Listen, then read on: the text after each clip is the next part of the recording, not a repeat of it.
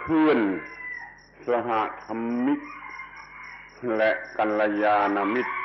ทั้งหลาย Friends in Dhamma, those who practice Dhamma in harmony, and all Kalyana Mitta.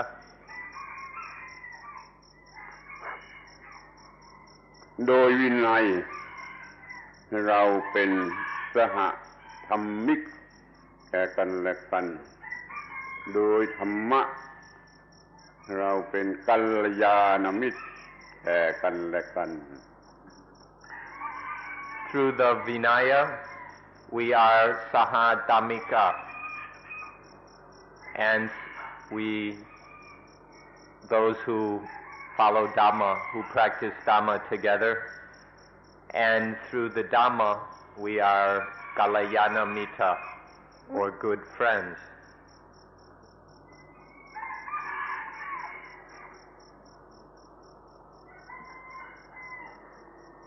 กระผมขอแสดงความยินดีอย่างยิ่ง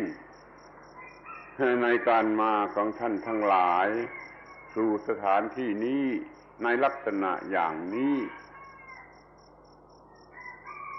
Let me express my great delight that all of you have come to this place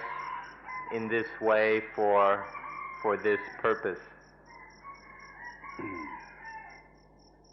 เราจะได้แลกเปลี่ยนความรู้ซึ่งกันและกันจะได้พิจารณาธรรมะของพระพุทธองค์โดยละเอียด We will exchange our knowledge of Dhamma between us, and will examine the Dhamma of the Lord Buddha in detail. การที่ไปเลือกเอาเวลาหัวรุ่งอย่างนี้เป็นเวลาพูดกันมีเหตุผลอยู่หลายอย่าง That we have chosen the early morning as a time to speak is due to various reasons. มันเป็นเวลาที่จิตใจสดชื่นและเบิกบานทั้งเราจะเห็นได้ว่าดอกไม้โดยมากมันก็จะบานเวลาอย่างนี้พระพุทธเจ้าก็ตรัสรู้เวลาอย่างนี้ แล้วก็เวลานี้เป็นเวลาของพวกเราน้ำชายังไม่ล้นถ้วย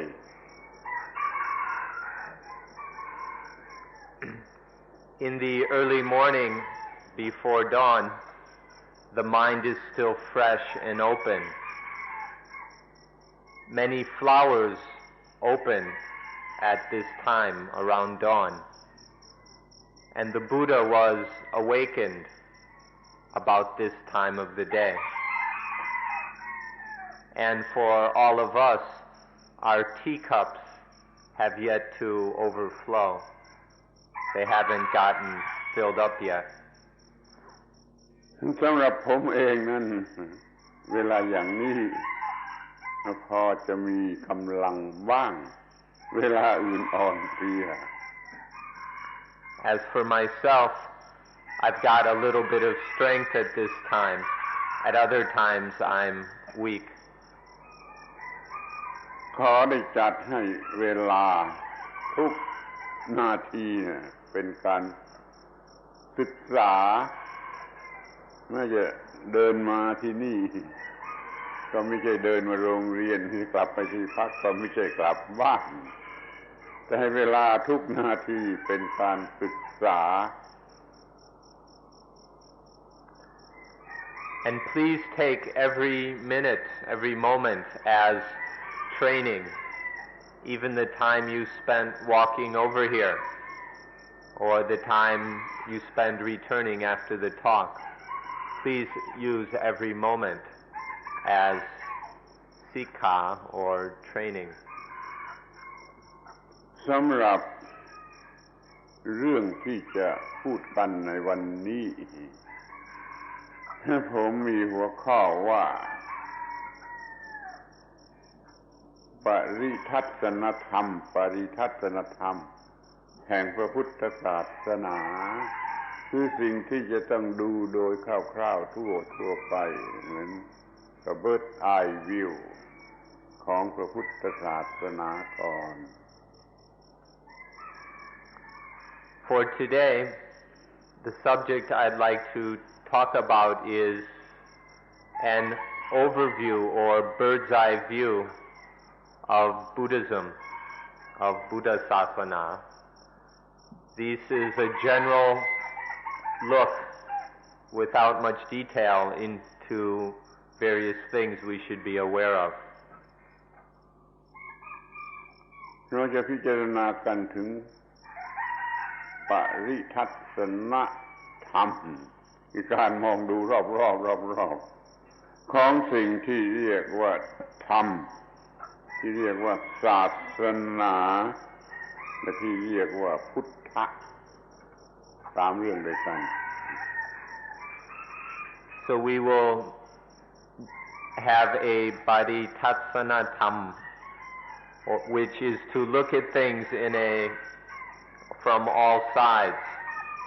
especially of the things we call Dhamma, Sasana, and Buddha. These will be the three things we'll discuss today.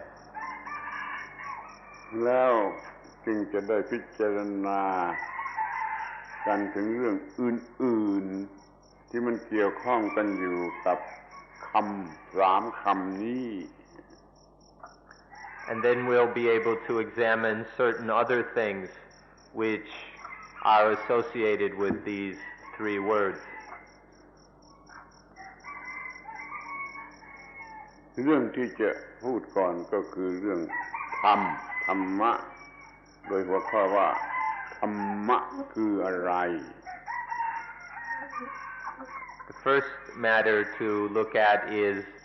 Dhamma or Dharma, with the topic of what is Dhamma.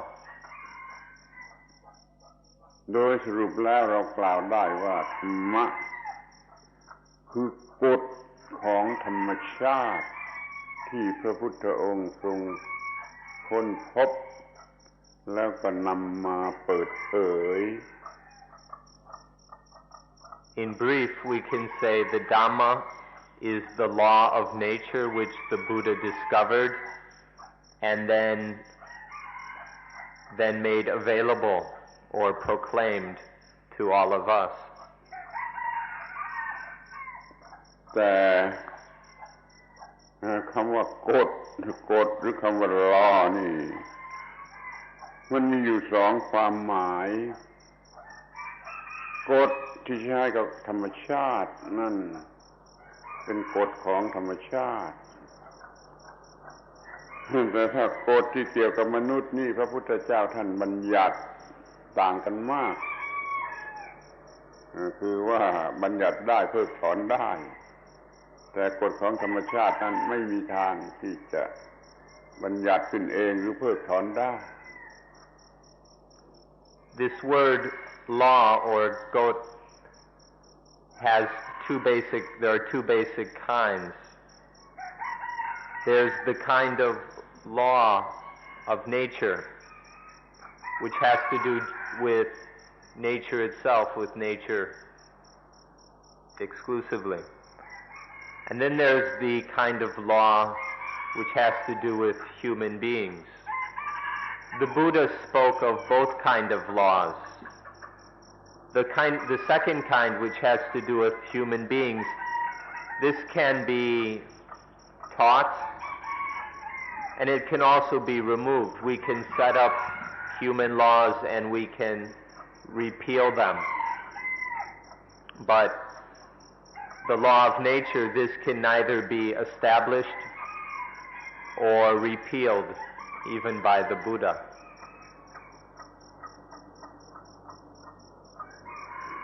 คำว่ากฎของธรรมชาติ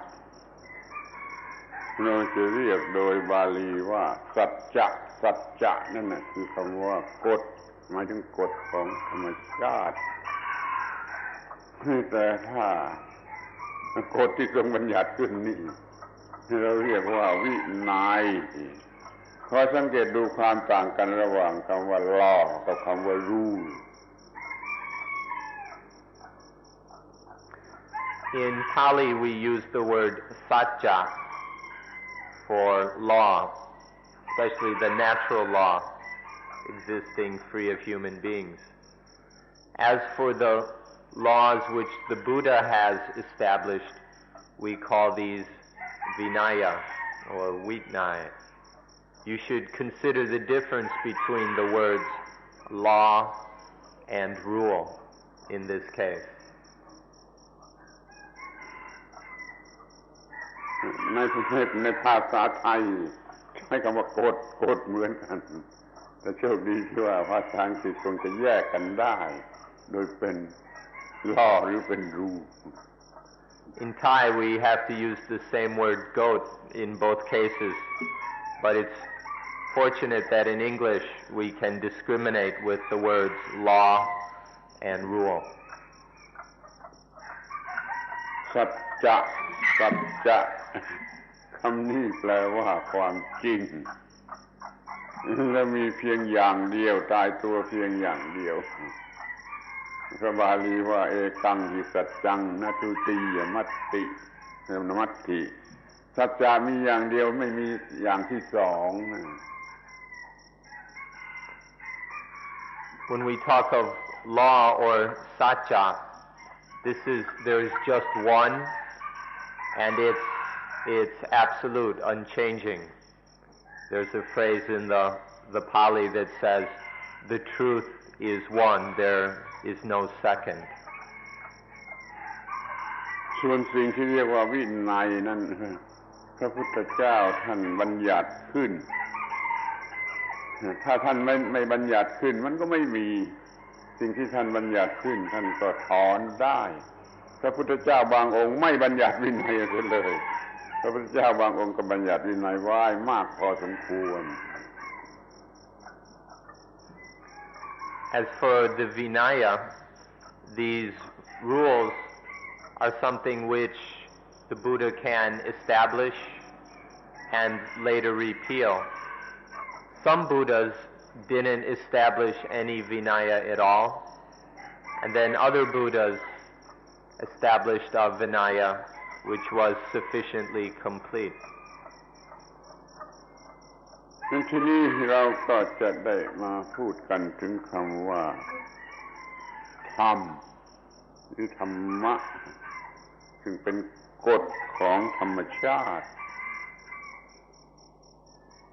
Now we'll examine the Dhamma as the law of nature.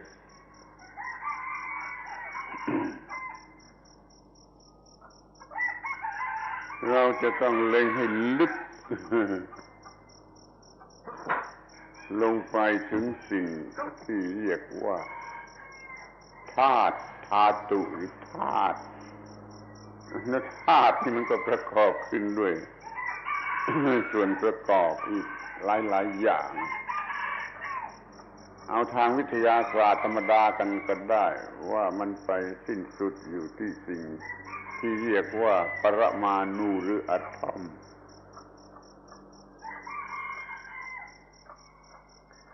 When we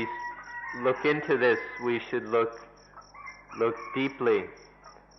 and consider that which we call the dhatu, elements or essences, that things in this world are compounded of many dhatus, which if we look at it along the lines of modern science, comes down to atoms. ในปรมาณูหนึ่งล้วนๆมันก็มีกฎของมันอย่างตายตัวปรมาณูเดียวมันก็มีกฎของมันตายตัวหลายปรมาณูมาประกอบกันเข้ามันก็ยังมีกฎของมันอย่างตายตัวมันจะมาประกอบกันเป็นโมเลกุลเป็นอะไรเรื่อยๆขึ้นมามันก็ยังมีกฎขึ้นมา จนกระทั่งมันประกอบกันขึ้นเป็นธาตุใดธาตุหนึ่งมันก็ยังมีกฎประจำอยู่นั่นแหละนี่สิ่งที่เรียกว่ากฎมันตั้งต้นมาตั้งแต่จุดเล็กที่สุดคือปรมาณูหรืออะตอม If we look on the level of atoms, we'll see that in the atom each atom has its law, is governed by law. And then when we collect various atoms together, they're still under the power of the law within them. And then when we end up with molecules, or even when many molecules are come together and we have what in Pali is called a dhatu, or element, it is still, all of these are under some law, under their law. And in all cases, this law is fixed and unchanging. ทีนี้สิ่งที่เรียกว่าธาตุมันยังมีอย่างชนิดที่เป็นวัตถุธาตุในทางฟิสิกส์แล้วมันยังมีส่วนที่เป็นนามธาตุคือทางจิตใจซึ่งไม่ใช่ฟิสิกส์มันก็มีกฎติดตามมาเรื่อยจนมารวมกันเป็นชีวิตร่างกายซึ่งมีทั้งธาตุวัตถุและธาตุจิตใจมันก็ยังคงมีกฎอยู่นั่นเอง When we speak of dhatus, there are both the physical kind, the material kinds, such as which make up our bodies, and then there is the dhatu which isn't physical, which is immaterial. Nonetheless, all along, the dhatus, all elements, are under the law. There's no way it could be otherwise. ธาตุทั้งหลายก็ยังมาประกอบกันเข้าเป็นสิ่งนั้นสิ่งนี้แปลกๆทางวัตถุก็มีซึ่งเรียกว่าทางร่างกายนี่ก็มีนี่ยังมีทางจิตรู้สึกคิดนึกได้ก็มีมันเลยมีกฎที่ใช้รวมกับสิ่งที่มีชีวิตและไม่มีชีวิตดังนั้นกฎที่เรียกว่าอิทัปปัจจยตาจึงเกิดขึ้น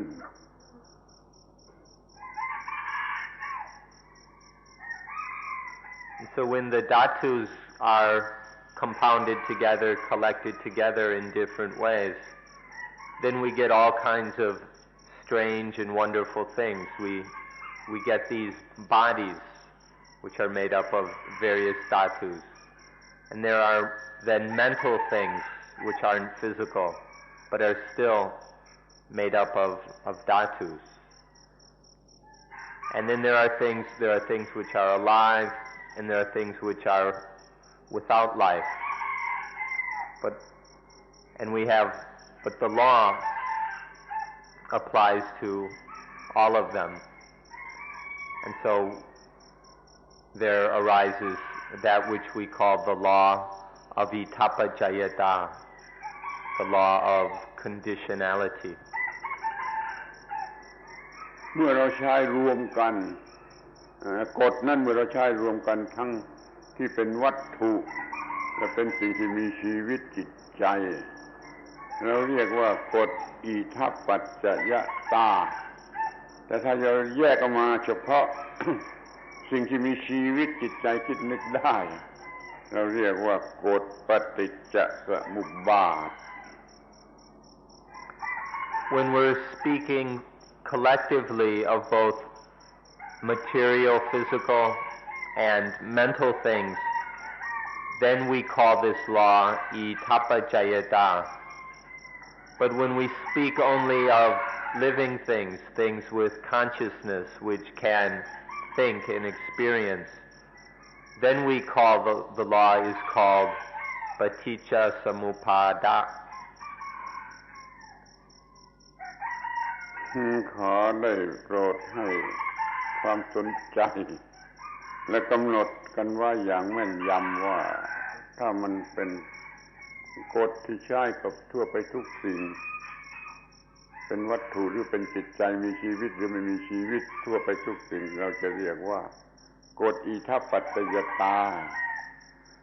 แต่ที่จะพูดกันเฉพาะสิ่งที่มีชีวิตรู้สึกคิดนึกได้คือเป็นคนหรือเป็นสัตว์นี่เราจะเรียกว่ากฎปฏิจจสมุปบาท Please remember this and be very clear that when we're speaking in general terms about everything, whether material or mental, then we speak of the law of Itapajayata. However, when we're speaking specifically of things which are conscious with minds, whether animals or humans, then we call it the law of Paticca Samuppada, or the law of dependent origination. เป็นที่น่าสังเกตว่าเราไม่ระมัดระวังกันในการใช้คำพูดสองคำนี้แล้วไปปนกันยุ่งและบางทีในลักษณะที่กลับตรงกันข้ามแม้ในประเทศไทยขออภัยที่จะพูดว่าแม้ในประเทศลังกาประเทศพม่าประเทศเขมรซึ่งผมได้ประสบมาแล้วว่าเขาใช้คำสองคำนี้กันอย่างไม่มีกฎเกณฑ์ When we're not careful, these words get all confused and we use them interchangeably or sometimes even get them reversed and backwards. This happens even in Thailand. It even happens in Sri Lanka, Burma, and Kampuchea, that these important words get confused so that they're often used without any standard or principle. แต่ที่ปรากฏอยู่ในพระบาลีนั้นค่อนข้างจะทำความยุ่งยากคือว่าถ้าพูดถึงสิ่งที่ไม่มีชีวิตและไม่มีชีวิตรวมกันหมดแล้วก็ใช้คำว่าอิทัปปัจจยตาแต่ถ้าไปใช้เฉพาะสิ่งที่มีชีวิตรู้สึกสุขทุกข์ได้ท่านเรียกมันยาวไปว่าอิทัปปัจจยตาปฏิจจสมุปบาทโธมันยาวเฟ้ยไปแล้วตัดออกมาเฉพาะปฏิจจสมุปบาทโธก็สะดวกนะแต่อย่าลืมว่าในบาลีใช้ยาวอิทัปปัจจยตาปฏิจจสมุปบาทโธในที่เราจะเรียกกันว่าปฏิจจสมุปบาทอย่างสั้นๆนี่ Even in the Pali, it's a bit unclear. When speaking in general terms of all kinds of things, the Buddha used the word itapajayata. But when speaking of living beings,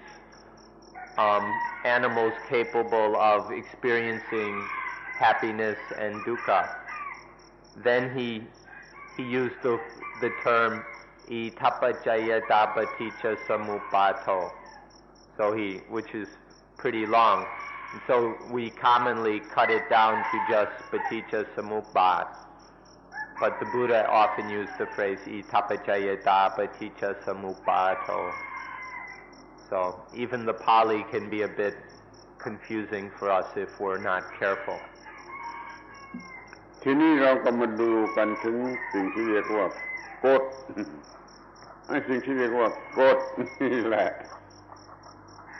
เฉียบขาดสูงสุดยุติธรรมที่สุดจนเราควรจะเรียกว่าพระเจ้าหรือพระเป็นเจ้าแต่ว่าเป็นอย่างชนิดที่ไม่ใช่บุคคลเป็น impersonal God กฎนี่แหละคือพระเจ้าอันแท้จริงเป็นพระเจ้ายิ่งไปกว่าพระเจ้าที่เขามีกันอยู่ตามธรรมดา Next we should look at the law itself. This law is absolute. It's totally just. It's supreme. This law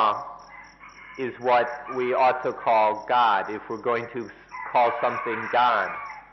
it's this law that should be called God. Because this law is an impersonal God, unlike the ordinary gods that are usually talked about.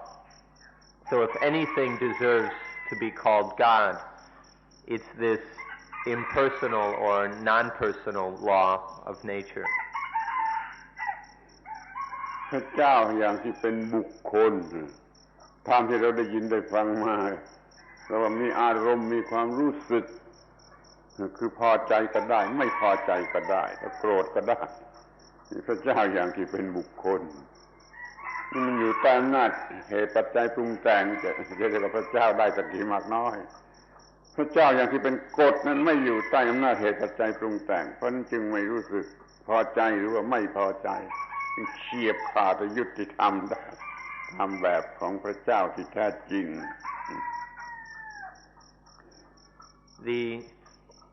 The God we usually hear about is one that has feelings, emotions, that is conscious and so on. It's a God that can be satisfied or dissatisfied. It's a God that can even get angry, which means this kind of God is under the power of causes and conditions. This kind of God can be concocted.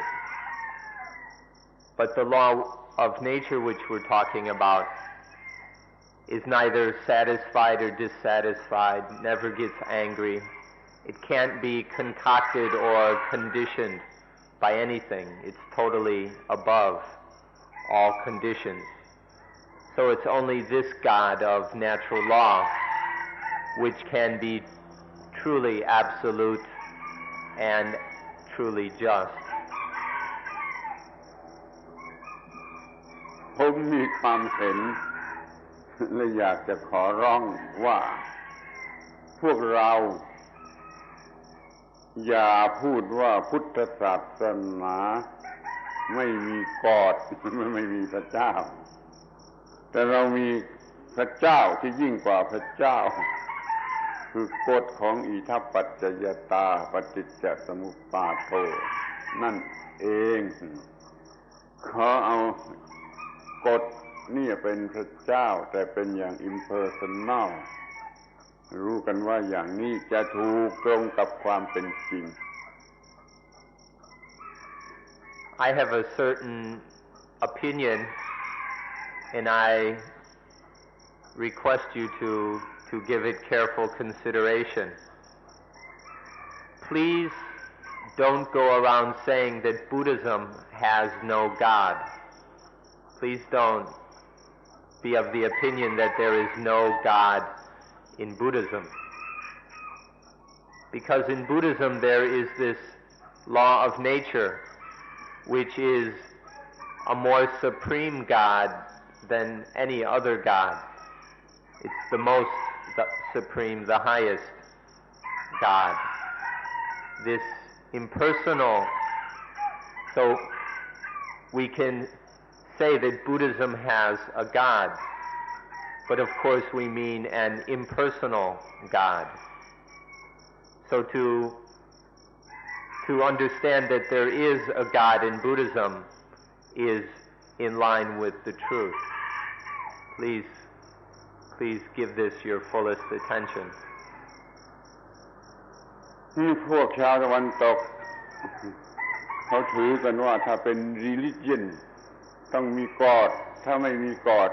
ไม่ใช่ religion ดังนั้นเขาจึงจัดพุทธศาสนาว่าไม่ใช่ religion ข้อนี้ไม่ถูกไม่ใช่ความจริง Westerners generally think that to be a religion there must be a God, and so if there's no God is talked about, then they feel that it's not a religion. So many from the West have considered that Buddhism is not a religion, which is totally false and incorrect. เรามีกอดที่ยิ่งกว่ากอดดังนั้นเราต้องมี religion ซึ่งยิ่งกว่า religion. But we've got a God that is more than God, and so we have a religion that's more than or beyond religion. คำว่า religion เมื่อเถียงกันยุ่งมันหมายความว่าอะไรแน่แต่ในที่สุดก็ขอให้เป็นที่ยุติกันโดยอาศัยรากศัพท์ของคำนั้นว่า observation หรือการปฏิบัติที่ทำให้เกิดความผูกพันกันเข้ากับระหว่างมนุษย์และสิ่งสูงสุดการปฏิบัติที่เกิดการผูกพันระหว่างมนุษย์กับสิ่งสูงสุดนี่คือ religion ถ้าอย่างนี้นะพุทธศาสนายิ่งเป็น religion เพราะทำให้ผูกพันกันกับนิพพาน Exactly what religion means is something that they're arguing about endlessly. But if we take the literal meaning of the word, it's not so difficult. So for us, let's take religion to be the observances or practice which binds humanity with the highest thing. If we understand religion in this way, then we see that Buddhism is the supreme religion because it binds humanity with Nibbana, which is the highest reality or thing. พระพุทธองค์ได้ทรงค้นพบกฎนี้คือกฎของธรรมชาติอย่างที่ได้กล่าวมาแล้วข้างต้นว่ามันเริ่มมาตั้งแต่กฎของอะตอมเดียวจะมาถึงประกอบกันจนเป็นสากลจักรวาลพระพุทธองค์ทรงค้นพบกฎนี้จึงทรงค้นพบไอ้ความจริงที่ว่าจะอาศัยกฎนี้แล้วดับทุกข์ได้อย่างไรจะดับทุกข์ได้อย่างไรเพราะอาศัยกฎนี้ The Buddha investigated life deeply until discovering this law, saw that this law applied to everything from the smallest atom to when all the atoms come together into a universe or the cosmic system or whatever we call it. So the Buddha searched until discovering this law, and then he saw how we could depend upon or rely upon this law in order to quench dukkha. ตั้งแต่ระดับเล็กที่สุดน้อยที่สุดต่ำที่สุดจนถึงระดับสูงสุดมันก็อยู่ใต้อำนาจของกฎของธรรมชาติที่ถ้าเราจะกันที่สูงสุดสำหรับมนุษย์มันก็คือเรื่องของความทุกข์ทางจิตใจทุกสัตว์เดรัจฉานมันไม่มีปัญหานี้มนุษย์เรามีปัญหานี้เราต้องใช้กฎของธรรมชาติในชั้นลึกในชั้นสูงสุดมาดับความทุกข์ของมนุษย์โดยอาศัยกฎของธรรมชาติ From the smallest, lowest thing to the biggest and highest, this law applies to everything. And especially when we consider the mental dukkha, the mental pain and suffering of human beings, this law also applies. Animals don't have this problem of mental dukkha, but human beings do. And if we wish to solve this problem, then we must rely upon the natural law in order to quench the mental suffering of human beings. And so we must apply this law on the highest level to solve this problem. ทุกข์ทั้งปวงความทุกข์ทั้งปวงมันเกิดขึ้นตามกฎโดยเฉพาะตามกฎอิทัปปัจจยตาฝ่ายที่ให้เกิดทุกข์ถ้าความทุกข์ทั้งปวงจะดับมันก็ดับลงตามกฎอิทัปปัจจยตาฝ่ายที่ตรงกันข้ามนั้นเราจึงมีกฎธรรมชาติ อันสูงสุดที่เรียกว่ากฎอิทัปปัจจยตานี่เป็นเรื่องที่จะต้องศึกษาและปฏิบัติให้ถูกต้อง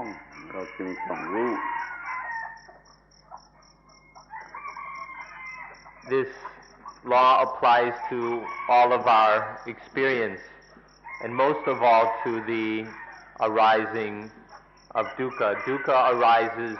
according to this law. And if dukkha is going to end, to be quenched, it is quenched also according to this law of itappajayata. So whether the arising of dukkha is itappajayata, and the quenching of dukkha is also subject under the power of this law of itappajayata. Therefore, we must understand this law thoroughly. เราจะพิจารณากันให้ละเอียดสักหน่อยก็ได้ว่าอะไรทำให้เกิดกฎขึ้นมาและอะไรเป็นตัวกฎแล้วใครเป็นผู้ค้นพบกฎนี้แล้วเปิดเผยแล้วใครจะเป็นผู้รู้เรื่องกฎนี้และใช้ให้เป็นประโยชน์นี่ที่เราจะต้องเข้าใจกันให้ชัดเจน Here we ought to examine a few questions. First, what caused this law to arise? Second, what exactly is the law itself? Third, who discovered the law? And fourth, who will understand this law and be able to benefit from it, make use of it? บางลัทธิศาสนาเขาพูดเมาหมดเลยว่าพระเจ้าเป็นผู้ทำให้เกิดกฎเป็นผู้ใช้กฎแต่แล้วเราก็เห็นว่าบางทีก็ใช้กฎตามพอใจของความรู้สึกอย่างบุคคลคือชอบก็ใช้อย่างไม่ชอบก็ใช้อย่างนี้มันไม่ถูกเราไม่ถือว่าพระเจ้าในชนิดลักษณะนั้นให้เกิดกฎแต่เราจะถือพระเจ้าคือกฎของธรรมชาติในตัวธรรมชาตินั่นแหละทำให้เกิดกฎเป็นตัวกฎแล้วพระพุทธเจ้าท่านรู้ท่านค้นพบมาเปิดเผยแล้วพวกเราคือพระสงฆ์นี่จะต้องรู้ตามแล้วก็จะต้องปฏิบัติตามกฎ Some religions in a kind of all-encompassing way call everything God. They say that the one who made the law and the law itself is both God. But then they speak of God as someone who has likes and dislikes and uses the law accordingly. And so this way of speaking isn't exactly correct. To say that, God can use the law this way when he's happy and this way when he's displeased. If we look more carefully, more deeply, we can see that there is the law within nature, the law which is inherent in nature, and out of this arises what the law we're talking about. And then the Buddha was the one who discovered this law, and then the Sangha are those who must understand this law and practice it in order to quench dukkha. ผู้สอนศาสนาที่มีพระเจ้าอย่างบุคคลเขาสอนว่าพระเจ้าเป็นผู้บัญญัติกฎปฏิจจสมุปบาทให้เขาบัญญัติกฎปฏิจจสมุปบาทนี่มันบ้าสิ้นดีมันบัญญัติได้เมื่อไหร่กฎปฏิจจสมุปบาทนั้นออกมาตามกฎของธรรมชาติตั้งแต่จุดตั้งต้นคือปรมาณู1 1 1 1มีกฎ กี่ปรมาณูกี่ธาตุกี่อย่างก็รวมกันเป็นกฎแล้วมันจึงสำเร็จรูปเป็นกฎปฏิจจสมุปบาทอิทัปปัจจยตาไม่ใช่พระเจ้าอย่างบุคคลบัญญัติหรือแต่งตั้งกฎนี้ Some religions say that God established the law of dependent origination. But how could that be? How could God establish a law when the law comes out of nature itself? Whenever the first Adam existed, the law was inherent in that Adam. So to say that some person or someone, some personal God or whatever, established this law can't be. The law is coming out of the inherent existence of things, or it's inherent in things, in nature. เราจะพูดว่ากฎอิทัปปัจจยตานั่นเสียอีกที่ทำให้เกิดพระเจ้าคือปรุงแต่งความคิดของบุคคลในความรู้สึกของบุคคลตามกฎอิทัปปัจจยตาทำให้เกิดคอนเซ็ปต์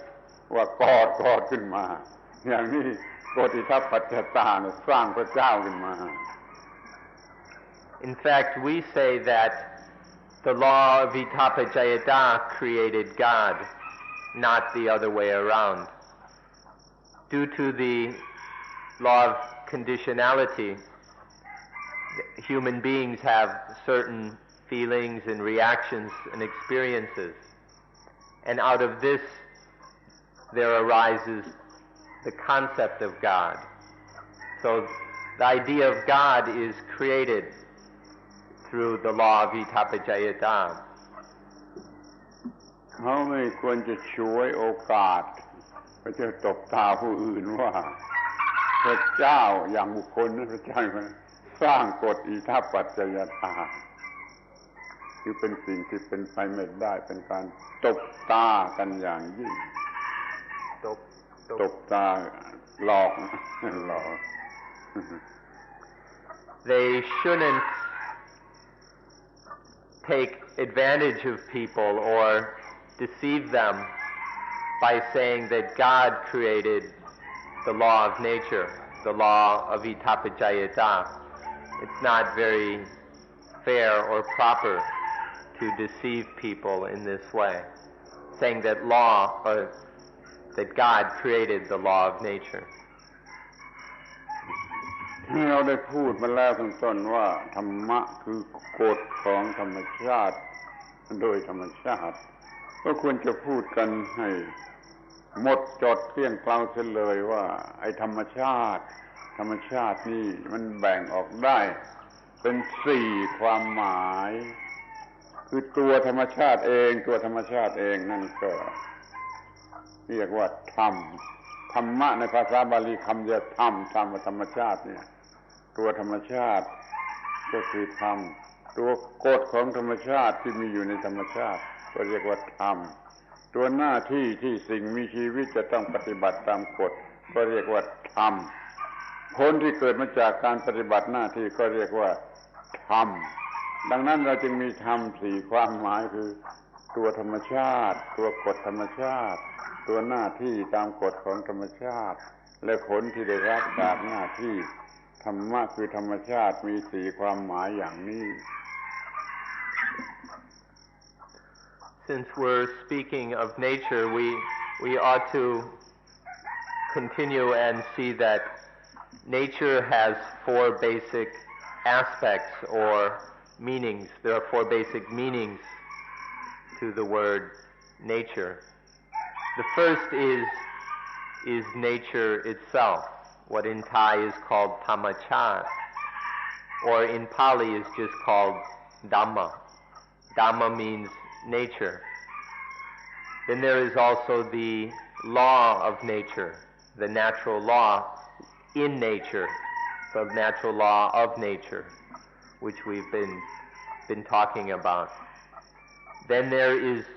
the duty according to the law of nature. Because of this law, there is an inherent duty that is always to be done. And then finally is the fruit or result that comes from doing that duty. So these are the four meanings of nature or of the word Dhamma. Dhamma can be translated as nature, as the natural law, as duty according to or in line with natural law, and the fruit, the result of doing that duty. These are the four meanings of Dhamma or nature. เมื่อพระพุทธเจ้าท่านตรัสสอนเรื่องธาตุธาตุธาตุทั้งหกประกอบกันเป็นอายตนะเหล่านี้ก็เรียกว่าท่านสอนเรื่องธรรมชาติแล้วท่านบอกว่าสิ่งเหล่านี้จะต้องมีกฎเกณฑ์อย่างไรเขาเรียกว่าท่านสอนเรื่องกฎของธรรมชาติท่านสอนว่าเราจะต้องปฏิบัติควบคุมความเป็นไปของสิ่งเหล่านี้ให้ถูกต้องนี่ท่านสอนเรื่องหน้าที่ตามกฎของธรรมชาติให้ท่านสอนจะได้รับผลเป็นความดับทุกข์เป็นมรรคผลนิพพานก็ตามเป็นความดับทุกข์นี่เรียกว่าท่านสอนเรื่องผลที่เกิดจากหน้าที่พระพุทธเจ้าได้สอนครบทั้งสี่ความหมายอย่างนี้ So when the Buddha taught about various things such as the 6 dhatus, when he talked about the 6 elements, the 4 physical ones, vijnana dhatu and the space element, he was talking about nature in the first meaning. And then he discovered and taught the law of nature under which all these dhatus, to which all these dhatus are subject. And then, which is the second meaning of Dhamma. And he taught how to practice. He taught the duty to be done in relationship to all these dhatus and the natural law. This is what we call duty, the third meaning of Dhamma. And then he taught about the results of doing the duty, whether we call it Maggaphala, path in fruition, or Nibbana. This, he also taught about the result. So the Buddha taught all 4 aspects of Dhamma. He explained all the different meanings within his teaching. ถ้าเราใช้คำบาลีเป็นหลักมันก็กระทัดรัดและจำง่ายตัวธรรมชาติทั้งหลายน่ะเราเรียกว่าสภาวะธรรมที่เป็นเองเป็น thing in itself เป็นเองสภาวะธรรมตัวกฎของธรรมชาติเราเรียกว่าสัจธรรมความจริงของธรรมชาติตัวหน้าที่ตามกฎของธรรมชาติเราเรียกว่าปฏิปัติธรรมทีนี้ผลที่เกิดขึ้นมาจากการปฏิบัติเราเรียกว่าปฏิเวทธรรมเราได้คำพูดสั้นๆกระทัดรัดสี่คำว่าสภาวธรรมสัจธรรมปฏิปัติธรรมปฏิเวทธรรมนี่คือความหมายทั้งหมดทั้งสี่ความหมายของคำว่าธรรมชาติ If we use the Pali terms, it's concise, straightforward, and clear. First there is Sabhava Dhamma, which is things existing in themselves, or things in themselves. This is the first meaning of nature, Sabhava Dhamma. Then there is Satcha Dhamma, which is truth, or the law. Next is Patibhati Dhamma, the duty to be practiced. And then last, Pativeta Dhamma, the results or fruits of that duty and practice. So we have these four Pali terms which correspond to the four meanings of Dhamma. There's Sabhava Dhamma, Satya Dhamma, Patibhati Dhamma, and Patiweta Dhamma. ที่หน้าที่ของเราก็จะต้องรู้จากทั้งสี่ความหมายนี่แล้วมันก็เป็นตัวเรานะมันเป็นตัวเรานะอวัยวะร่างกายธาตุต่างๆนี่ก็เรียกว่าเป็นสภาวะธรรมอยู่ในตัวเราแล้วมันก็มีกฎเกณฑ์แห่งธรรมเหล่านั้นก็มีอยู่ในตัวเราซึ่งเราจะต้องเป็นไปตามกฎเกณฑ์นั้นเพราะกฎเกณฑ์นั้นมันควบคุมอยู่นั่นเราก็ต้องปฏิบัติให้ถูกต้องตามกฎเกณฑ์นั่นเราก็ได้รับผลของการปฏิบัติเป็นสุขบ้างเป็นทุกข์บ้างแล้วแต่ว่าเราปฏิบัติผิดหรือปฏิบัติถูกทั้งสี่ความหมายของธรรมะรวมอยู่ในตัวคนหนึ่งนี้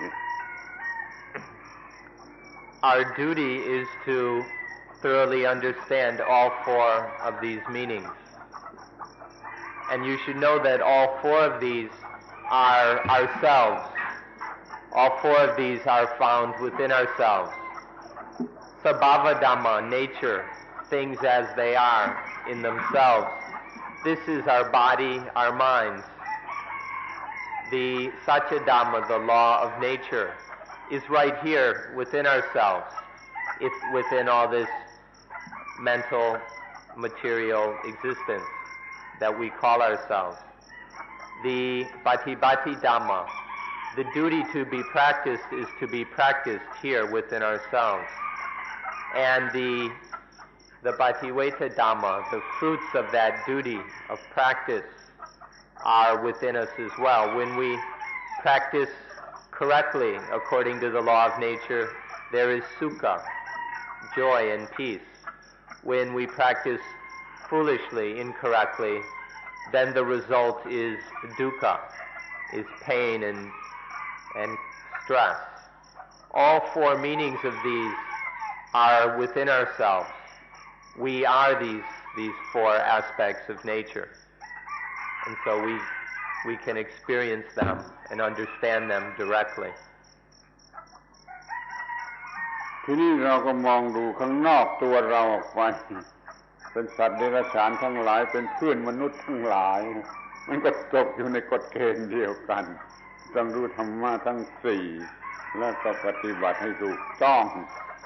ทั้งในตัวเราทั้งนอกตัวเราถูกบังคับควบคุมอยู่โดยกฎเกณฑ์ของธรรมชาติอย่างนี้ And then outside of ourselves, all other animals and our human comrades, all of them exhibit these four meanings. And so we must understand and perform our duty correctly regarding these four meanings, regarding the natural law, whether within ourselves or outside of ourselves. Because the natural law controls, regulates everything, both that which is within us and that which is outside of us. ถ้าเราสอนหรือบอกให้เพื่อนมนุษย์ของเราทุกคนรู้เรื่องนี้แล้วเขาก็จะรักกันทั้งหมดรักกันอย่างเป็นเพื่อนเกิดเพื่อนแก่เพื่อนเจ็บเพื่อนตายไม่มีใครทำอันตรายใครถ้าเขารู้กฎข้อนี้ If we teach this law to people,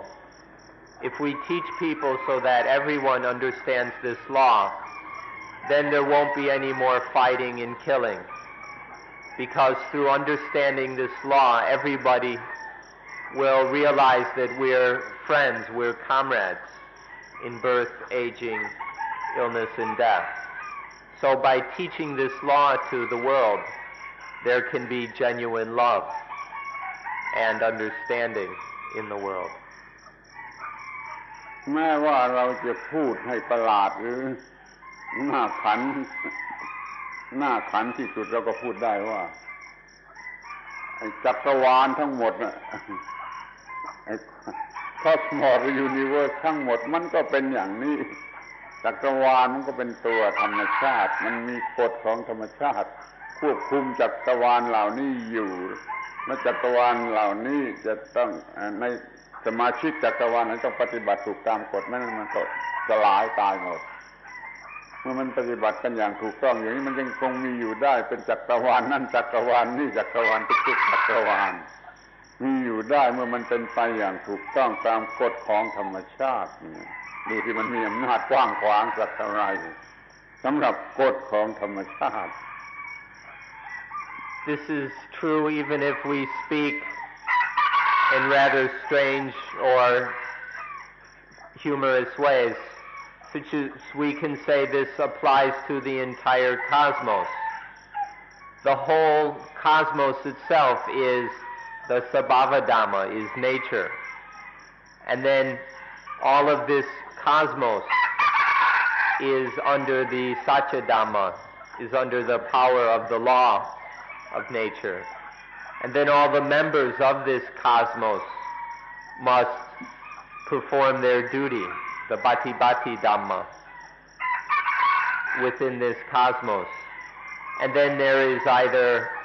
Sukha or Dukkha, according to how the duty is performed. No matter what level we speak on, no matter which cosmos we're talking about, whether this one, the next one, or whichever one, they all are subject to these same basic facts, this same law. เมื่อได้ศึกษาพระพุทธศาสนาในลักษณะกฎของธรรมชาติอย่างนี้แล้วก็จะเห็นได้เองว่าพุทธศาสนาเป็นวิทยาศาสตร์เป็นวิทยาศาสตร์กฎอันลึกซึ้งของธรรมชาติตามหลักเกณฑ์ของวิทยาศาสตร์จงบอกเพื่อนมนุษย์ของเราให้รู้เพื่อนมนุษย์ของเราที่เป็นนักวิทยาศาสตร์เขาจะเข้าใจพุทธศาสนาได้โดยง่ายมันไม่ใช่วิทยาศาสตร์ทางวัตถุแต่มันเป็นเรื่องทางจิตใจนี่คือเมตตาฟิสิกส์ยิ่งขึ้นไปขอให้ศึกษาพุทธศาสนาอย่างวิทยาศาสตร์เถิดอย่าศึกษาอย่างฟิโลโซฟีหรืออะไรทำนองนั้นไม่มีทางที่จะรู้พุทธศาสนา When we look at Buddhism in this way, we see very clearly that it's scientific.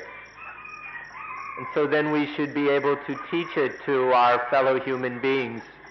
scientifically, especially to the scientists.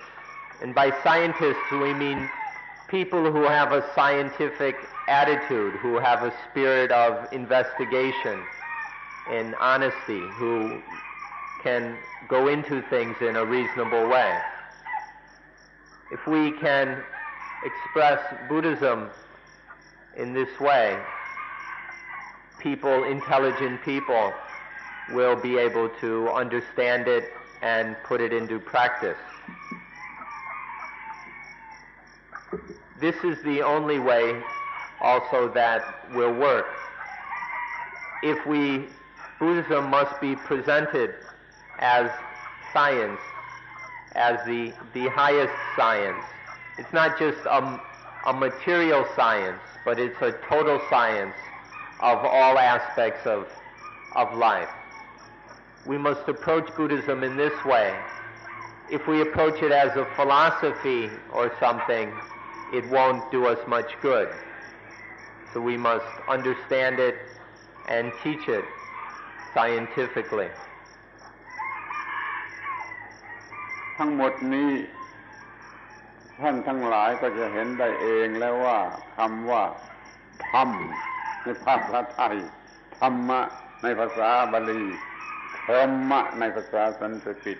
เป็นคำเดียวกันนี่เป็นคำพูดที่ประหลาดที่สุดคือมันกินความมาเป็นทุกสิ่ง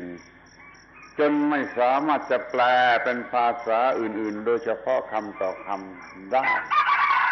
ปรากฏว่าได้มีผู้พยายามที่จะแปลคำธรรมะนี่เป็นภาษาอังกฤษคิดไปแปลได้ตั้ง38 คำแล้วมันยังไม่หมด หรือยอมแพ้ไม่แปลใช้คำว่าธรรมะภาษาบาลีให้ไปดีกว่าดังนั้นคำว่าธรรมะ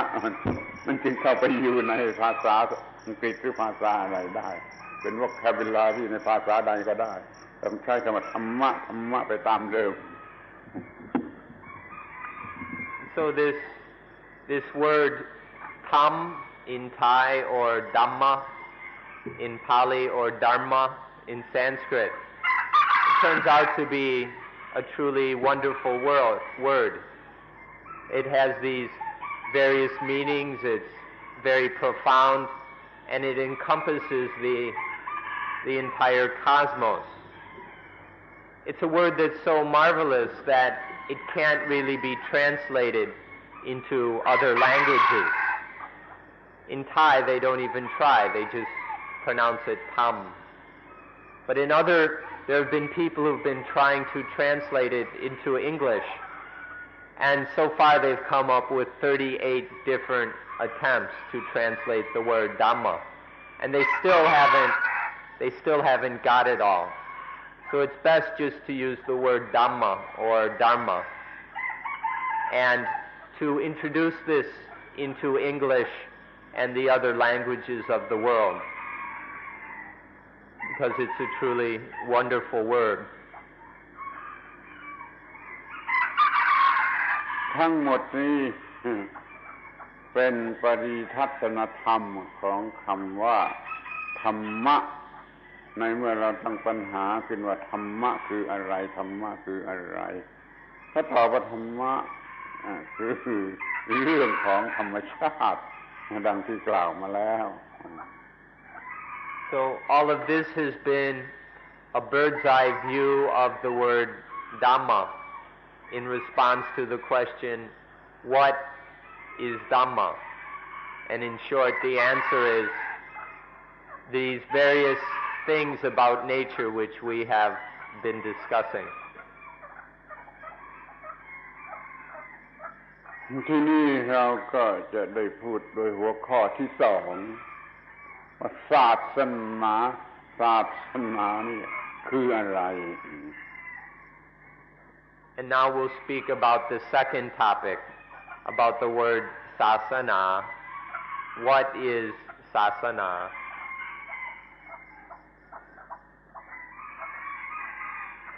คำนิยามที่ชัดเจนที่สุดสั้นที่สุดเกี่ยวกับคำว่าศาสนาเราก็จะต้องพูดว่าศาสนาคือวิธีการที่จะออกมาเสียจากความทุกข์ The most brief and correct definition for the word sasana is simply the method or way of getting out of dukkha. Sasana means the way of getting free of dukkha. วิธีออกมาจากความทุกข์นี่เป็นที่ต้องการของสิ่งที่มีชีวิตทุกชนิดต้องการศาสนา The way of getting out from dukkha is needed by all living things. All beings which have life need a way to escape from dukkha. This is called sasana. So all living things require sasana. เราจะมองเห็นได้ว่าสิ่งที่มีชีวิตทุกชนิดทุกระดับมันมีวิธีการที่จะรอดจากความทุกข์ของมันเองทุกชนิดของชีวิต If we look, we'll observe that all living things, everything without all living beings, have their way of escaping from dukkha. This applies to all living things without exception. หนูหรือปูมันก็มีวิธีที่จะวิ่งหนีลงรูแล้วก็พ้นจากอันตรายนกมันก็มีวิธีนี้จะหนีจะไปเป็นอากาศสัตว์บางชนิดก็วิ่งหนีก็ไปเช่นในป่าหรือในที่มันจะเป็นความรอดของมันฉ สัตว์เดรัจฉานทั้งหลายก็ต้องมีวิธีการเพื่อรอดชีวิตนั่นมันเป็นศาสนาของสัตว์เดรัจฉานต้องยอมรับกับมันด้วย Crabs and rats have their way of escaping into their holes to avoid danger. Birds escape by flying up into the sky. Other animals can run and flee from the danger. If we look honestly, we must accept that all animals have their sasana, their means of escaping from dukkha. These are the examples of the sasana of animals. เรามี instinct แห่งความกลัวตายมีความคิดที่วิ่งหนีภัยหนีอันตราย instinct อันนี้แหละคือรากฐานของสิ่งที่เรียกว่าศาสนาถ้าไม่มี instinct อันนี้สิ่งที่เรียกว่าศาสนาไม่เกิดแล้ว We have an instinct to be afraid of death, to be afraid of danger and death.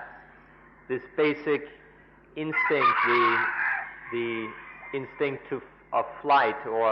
the survival instinct, is the foundation of sasana or religion. All sasana, there wouldn't be any sasana if it wasn't for this survival instinct in all of us. ความทุกข์มันมีทั้งเรื่องของร่างกายและเรื่องของจิตใจสัตว์เดรัจฉานมันได้เปรียบมันรู้แต่เรื่องร่างกายมีปัญหาแต่เรื่องร่างกายมันก็ทำได้ง่ายไอ้มนุษย์มันมีเรื่องจิตใจอันลึกลับซับซ้อนแสนยากมันจึงไม่สามารถจะเอาความทุกข์ออกไปได้โดยสิ้นเชิงนี่คือความแตกต่างกันระหว่างศาสนาของสัตว์เดรัจฉานและมนุษย์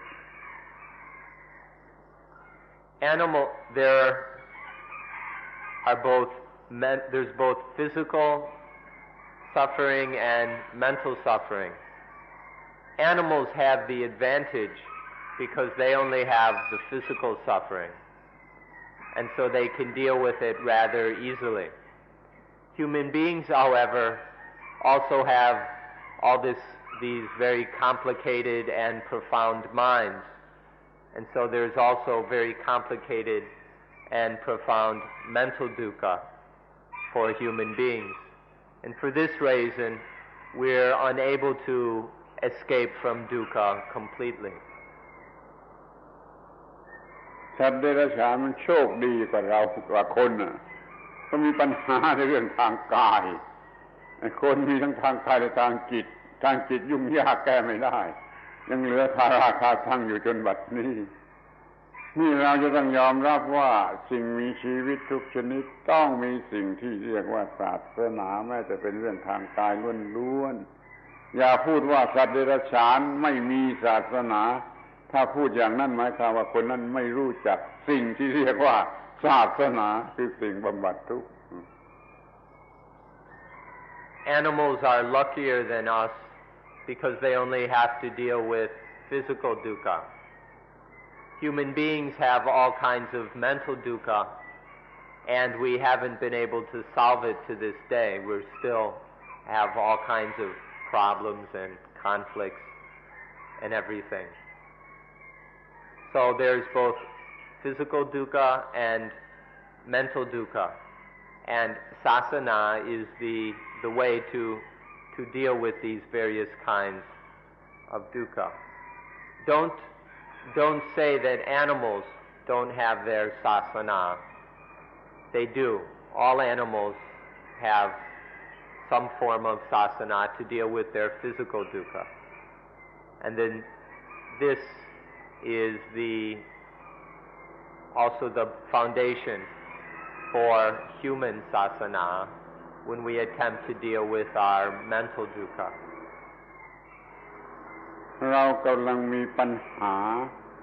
เกี่ยวกับสิ่งที่เรียกว่าศาสนาโดยกันทั้งหมดทั้งมนุษย์ทั้งเทวดาหรือว่าเทวดาที่ยิ่งขึ้นไปก็มีปัญหา เกี่ยวกับไม่รู้ศาสนาเพียงพอที่จะดับความทุกข์ของตนต้องคอยมาสนใจให้รู้อย่างถูกต้องอย่างน้อยก็เพียงพอที่จะดับความทุกข์ของตน Now we're having the problem that we don't understand sasana sufficiently. Both the humans and the devas don't know sasana or understand the sasana enough to get free of dukkha. So whether we're devas or humans or whatever, we must study this sasana until we can quench dukkha completely. บางศาสนามีแต่พิธีรีตองแล้วจะแก้ปัญหาเกี่ยวกับกฎของธรรมชาติได้อย่างไรพิธีรีตองจะไปบังคับกฎของธรรมชาติได้อย่างไรบางศาสนาฝากไว้กับพระเจ้าแล้วแต่พระเจ้าศาสนาก็เลยกลายเป็นสิ่งที่ทำให้มนุษย์ต้องประจบพระเจ้าอย่างนี้มันก็ไปไม่รอดศาสนาคืออะไรกันแน่ขอให้สนใจ Some sasana are just a bunch of ceremonies and rituals, and how that is going to quench dukkha we don't really understand. Other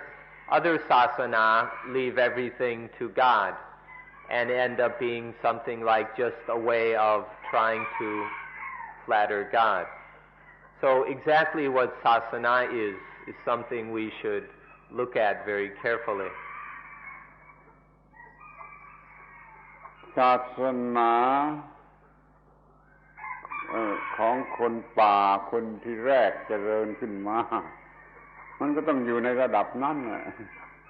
ดังนั้นมันก็ต้องเป็นพิธีรีตองบ้างเป็นไสยศาสตร์บ้างแล้วก็ยังเหลืออยู่จนทุกวันนี้ศาสนาไสยศาสตร์ของคนสมัยนู้นมันยังคงเหลืออยู่จนถึงทุกวันนี้เป็นศาสนาที่เรียกว่าไสยศาสตร์ The first people who appeared, our primitive ancestors had their little rituals and ceremonies, they had their superstitions. This is what made up the first religions. And these superstitions continue even today. So we need to be very careful to understand what is truly sasana. We need to avoid all these superstitions which even now exist.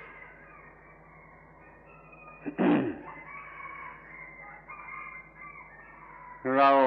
ถ้าอาศัยภาษาบาลีเป็นหลักแล้วง่ายไสยศาสตร์กับพุทธศาสตร์สองคำนี่ถ้าอาศัยภาษาบาลีเป็นหลักแล้วมันง่ายไสยะแปลว่าหลับไสยศาสตร์แปลว่าศาสตร์ของคนหลับพุทธะแปลว่าตื่นพุทธศาสตร์แปลว่าศาสตร์ของคนตื่นถ้าอาศัยภาษาบาลีเป็นหลักก็ได้เป็นว่าศาสตร์ของคนหลับหรือศาสนาของคนหลับศาสตร์ของคนตื่นหรือศาสนาของคนตื่น To discriminate superstition from sasana is quite simple if we take the Pali as our standard. It's often very clear. So the word superstition or sayasat comes from the word saya, which is to sleep. Sat means knowledge or science, like in the English, the Greek suffix ology. So sayasat is the science of sleepers or sleepology. It's the knowledge of those who are asleep. Puttasat is, putta means to be awake, to be awakened. So puttasat is the knowledge or science of those who are awake. Sayasat is the science or sasana of sleepers. And puttasat is the science or sasana of those who are awake. If we go to the Pali, the distinction is clear. พุทธศาสนาเราเป็นพุทธบริษัทถือพุทธศาสนามันก็บอกในตัวแล้วว่าถือศาสนาของคนตื่นไม่ใช่หลับเราจงทำตัวสมกับที่เราเป็นผู้ตื่นผู้ตื่นไม่เป็นผู้หลับนี่สำคัญมากขอให้เป็นพุทธศาสนาเป็นพุทธศาสนิกกันโดยแท้จริงเถอะ Now all of us are following the Buddha Sasana or Puttha Sat. So it's quite clear that we're following the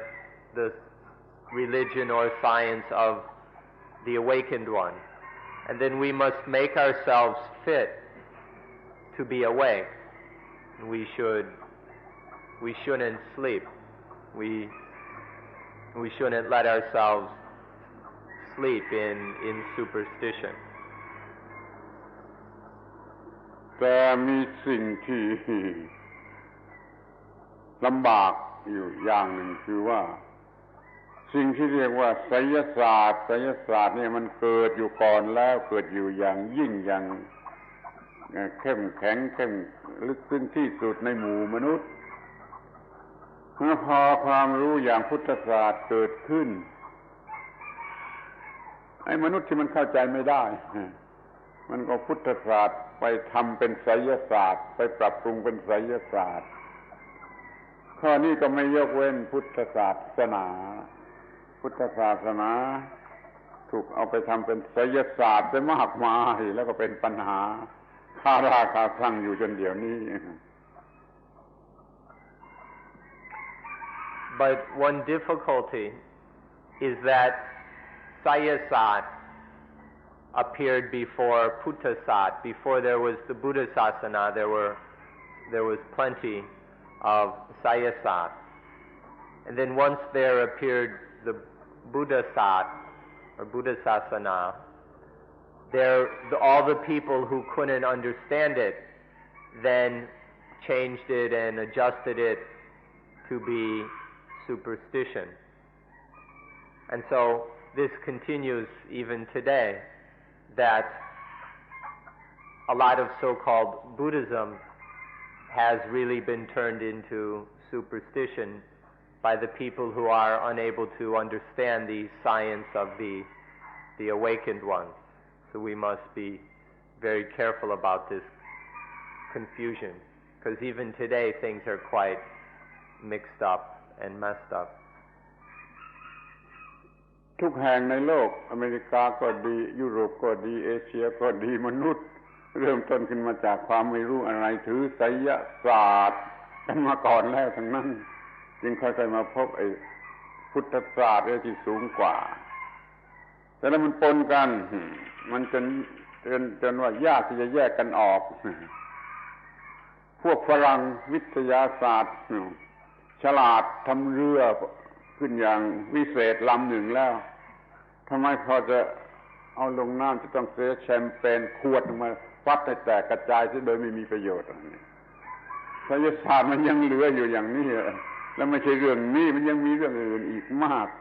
ที่ไสยศาสตร์มันยังคงเหลืออิทธิพลอยู่สำหรับจะล่อเรียนพุทธศาสตร์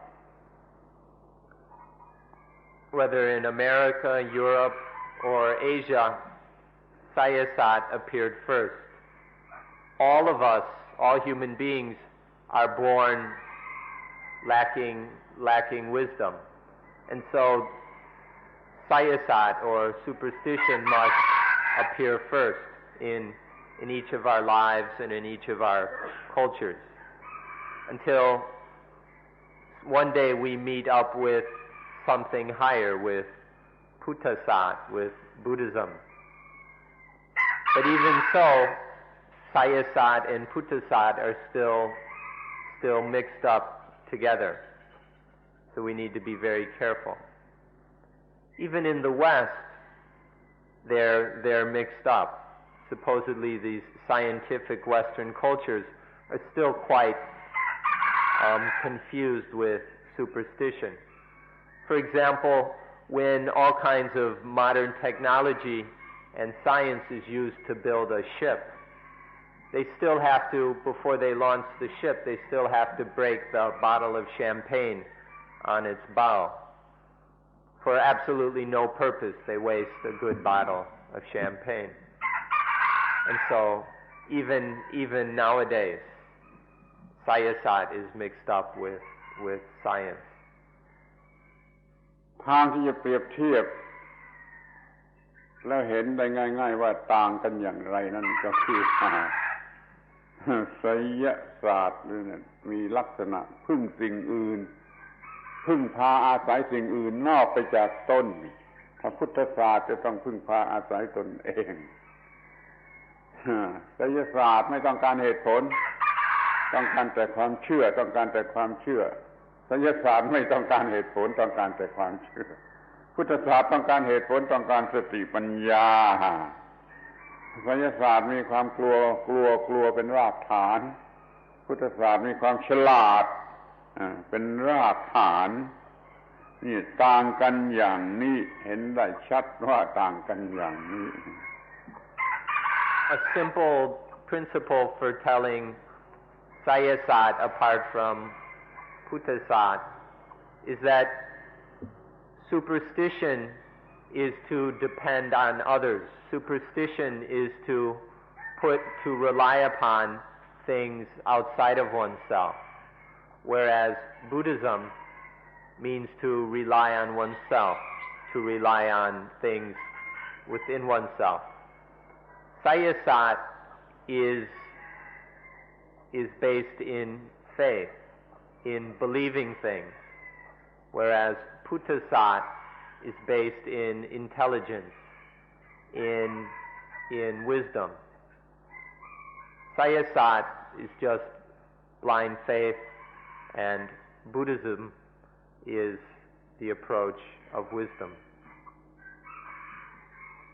ชาวพุทธจะถือว่าพึ่งสิ่งอื่นนอกจากตนพึ่งผีพึ่งเทวดายิ่งขึ้นไปแม้แต่พระเจ้าถ้าพึ่งผู้อื่นแล้วขอจัดเป็นไสยศาสตร์ไม่ใช่พุทธศาสตร์ For Buddhists to rely upon, to seek help from spirits, ghosts, from the devas, even from the biggest deva of them all, God, to seek any help or to depend on any of them or on anything outside of oneself. Buddhists should understand that all of this is superstition. แต่ถ้าพวกที่พึ่งพระเจ้าเปลี่ยนความหมายของคำว่าพระเจ้าให้ถูกต้องมาเป็นกฎของธรรมชาติคือเป็น impersonal God แล้วก็ยกเว้นไปเราไม่ถือว่าเป็นไสยศาสตร์ Except those who rely upon God, if they change the meaning of God so that to make it correct, so that it means the impersonal law of nature, then that is an exception. That if they understand God in the right way, then that is not Sayasat. เพราะฉะนั้นเราจงเป็นพุทธศาสตร์ให้เป็นพุทธอย่าให้เป็นไสยศาสตร์มาเกี่ยวข้องอยู่ Therefore, our sasana is Buddha Sat or Buddha Sasana. Don't let any Sayasat get mixed up with it. Don't let any of it in. แต่มันมีไอ้สิ่งที่ขบขันหรือตลกของภาษาบาลีอยู่อย่างหนึ่งคือคำว่าไสยะนั่นน่ะนอกจากจะแปลว่าหลับแล้วมันยังมีอีกความหมายนึงนะความหมายนี่ว่าดีกว่าหมายความดีกว่าไม่มีอะไรเช่นเลยดีกว่าไม่มีอะไรเช่นเลยนี่ไสยศาสตร์มีก็ยังดีกว่าที่ไม่มีอะไรเช่นเลย There's something kind of amusing or even kind of joke or pun in the Pali The word saya แปลว่าดีกว่าไม่มีอะไรเลย The word saya, besides meaning to sleep, can also mean better than nothing. So sayasat or superstition is better than nothing. คนป่าสมัยโน้นคนป่าเขายังไม่นุ่งผ้า เขาก็มีไสยศาสตร์ทั้งเขาก็ดีกว่าที่จะไม่มีอะไรเสียเลยไสยศาสตร์ก็มีประโยชน์ในระดับนั้นในชั้นนั้น So the people living in the woods or the primitives long ago or even now, they have their so-called superstitions, which are necessary for them to survive. And this is, of course, better than nothing. พุทธศาสนาจึงมีจุดมุ่งหมายที่จะทำลายสิ่งที่เรียกว่าไสยศาสตร์ขอให้สังเกตดูดีๆพวกเราทุกคนเนี่ยคำว่าศีลัพพัตตปรามาสเป็นชื่อของสังโยชน์หนึ่งในสังโยชน์10สักกายทิฏฐิวิจิกิจฉาศีลัพพัตตปรามาสที่3ศีลัพพัตตปรามาสในที่นี้หมายถึงไสยศาสตร์ The aim of Buddhism is to destroy sayasat or superstition. If you reflect upon what is called Silapata Paramasa, one of the first fetters, its meaning is the same as superstition or sayasat, and the point of and Buddhism seeks to free us from such fetters. คำนี้ศีลปัตตปรามาสคำนี้หมายความว่าเข้าใจหรือปฏิบัติธรรมะผิดจากความหมายที่ถูกต้องผิดจากความหมายที่ถูกต้องเข้าใจหรือปฏิบัติผิดจากความหมายที่ถูกต้องนี่จะเป็นศีลปัตตปรามาสคือเป็นไสยศาสตร์ที่ต้องละจึงจะเป็นพระโสดาบันSilapata Paramat means to understand or practice Dhamma in a way that is incorrect according to that Dhamma's meaning. So to take some Dhamma or teaching and to understand it and practice it incorrectly. This is a fetter or sanyojana which we must abandon, which we must get free of, in order to realize sotapannahood or stream entry. เช่นคำว่าทานะการให้เนี่ยมีความมุ่งหมายแท้จริงจะลดความเห็นแก่ตัวจะลดความเห็นแก่ตัวลดความเห็นแก่ตัวคนก็ไปปฏิบัติผิดความมุ่งหมายว่าจะแลกสวรรค์จะซื้อเอาสวรรค์โดยสิ่งที่เรียกว่าทานะอย่างนี้เป็นศีลปัตตปรามาส For example, dana or tan, giving or alms, charity, has the meaning of it or the purpose of it is to decrease selfishness. But people are giving dana instead as kind of an exchange in order to buy heaven or buy paradise. So this is to practice dana foolishly, to turn dana into a superstition. คำว่าศีละมุ่งหมายจะกำจัดความเห็นแก่ตัวจะกำจัดความเห็นแก่ตัวไอ้คนถือศีลมันอยากจะดีกว่าผู้อื่นอยากจะมีชื่อเสียงอยากจะมีเกียรติยศมันอยากจะอวดผู้อื่นมันถือศีลโดยคิดว่าจะอวดผู้อื่นศีลของมันก็เลยเป็นไสยศาสตร์เป็นศีลปัตตปรามาส Or take sila. The purpose of sila is to get free of selfishness. But there are people who keep sila in order to think that they're better than others, in order to judge others, or in order to brag or boast about themselves. which is to turn sila into superstition. It's to practice it for the wrong reasons. So even sila can be turned into silapata paramasa. สมาธิมุ่งหมายจะ กำจัดหรือควบคุมความเห็นแก่ตัวควบคุมความเห็นแก่ตัวโดยสมาธิเขาก็มาทำสมาธิว่าฉันจะเป็นผู้วิเศษเป็นผู้มีมาจิกพาวเวอร์มีอะไรต่างๆบ้าๆบอๆไปเสียนี่ก็เป็นไสยศาสตร์หรือเป็นศีลปตปรามาส Or samadhi, meditation, has the purpose of getting rid of or controlling selfishness. But there are people who practice samadhi in order to be somebody really special or to have magic powers or something. And so they turn samadhi into silapata paramasa. นี่ปัญญาหรือวิปัสสนาต้องการจะตัดรากเหง้าตัดเหตุของความเห็นแก่ตัว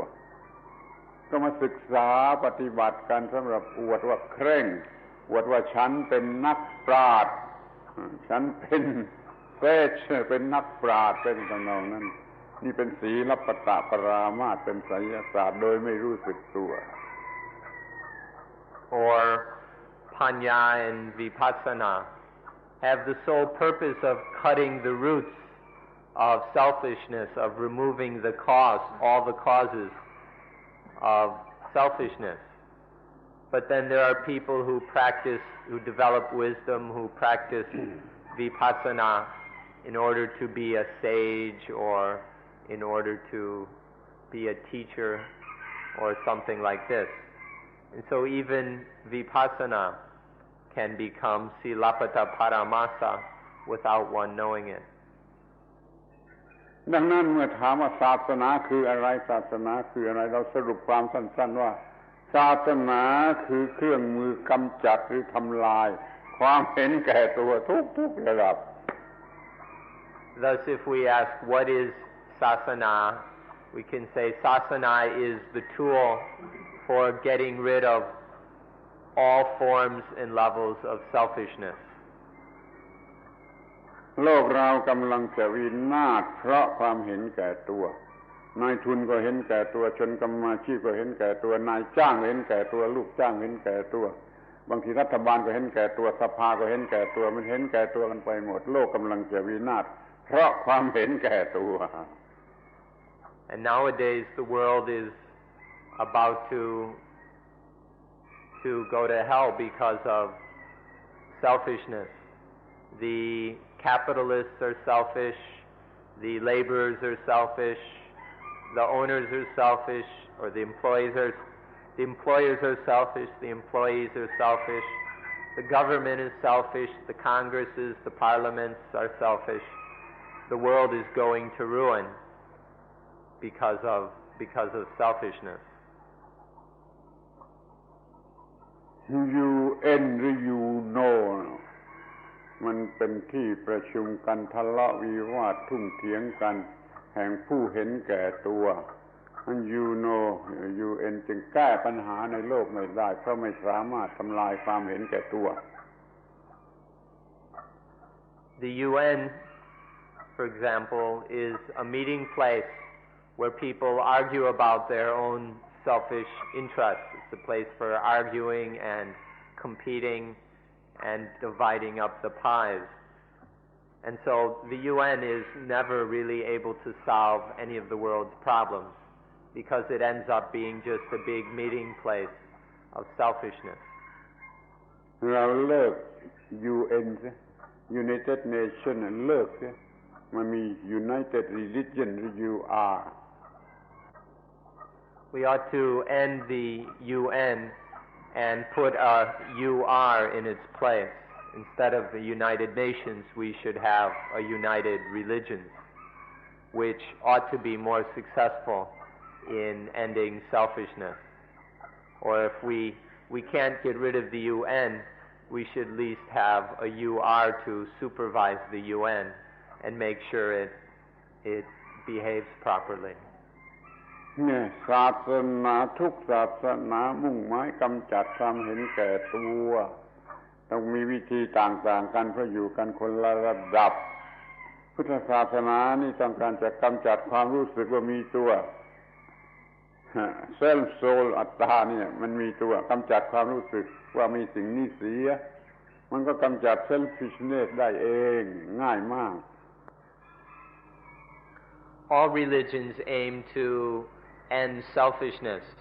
but religions are on various levels to suit the different needs and abilities of people or the different levels of understanding. Buddhism or Puddhisat aims to eliminate or to free us from the self, the soul, the atta or atman, whatever we call it. And then selfishness goes away by itself, which is the easiest approach. It's a pretty easy way of going about it. This is how Buddhism ends selfishness. Other religions do it in other ways suitable for different people. ศาสนาที่เน้นเรื่องความมีตัวมีตนมีตัวถาวรนี่ศาสนานั้นลำบากมากที่จะสอนเรื่องความไม่เห็นแก่ตัว Religions which really stress that there is a self or a soul, which emphasize this and make it a firm belief, it's very, very difficult for these religions to end selfishness. ทั้งหมดนี่คือคำตอบของคำถามที่ว่าศาสนาคืออะไร So all of this is an answer to the question, what is sasana? ศาสนาคือวิธีการออกมาจากความทุกข์มีแม้ทั้งทางกายและทั้งทางจิตดังนั้นสัตว์เดรัจฉานก็ต้องมีศาสนาสงสารสัตว์เดรัจฉานช่วยเขาได้ออกจากความทุกข์ง่ายๆอย่าไปทำลายมันเลย So in short, sasana is the way of getting out of dukkha. All animals, whether human or non-human, have sasana or require sasana. And so we should have sympathy and pity for the animals because they have their sasana to get out of dukkha, and we should not harm them or destroy them, but rather ought to have pity for them. ที่นี่ก็มาถึงหัวข้อที่สามว่าพุทธะคืออะไรขอให้ทนอีกนิดหน่อยเถอะได้พูดเสียมันเสร็จทั้งสามเรื่อง There remains one more word, the word Buddha. Please endure a little longer so that we can finish all three in one sitting. พุทธะคืออะไรนี่เป็นปัญหาสำหรับพวกเราว่าเรารู้จักพุทธะแท้จริงหรือไม่เรามีพุทธะแท้จริงหรือไม่นี่ขอให้สนใจ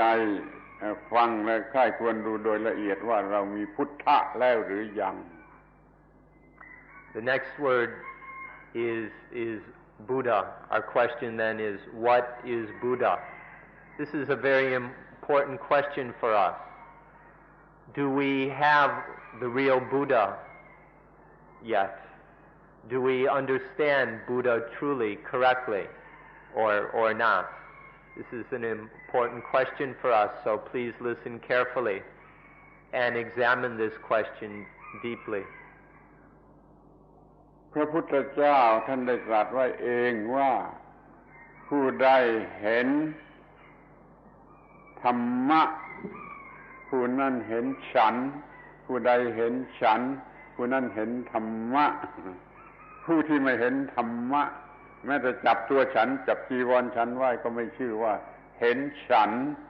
มันจึงมีพระพุทธเจ้าสององค์นะพระเจ้าองค์ธรรมะองค์หนึ่งกับตัวร่างกายของคนนี่อีกองค์หนึ่งพระพุทธเจ้ามีสององค์อย่างนี้ The Buddha himself said that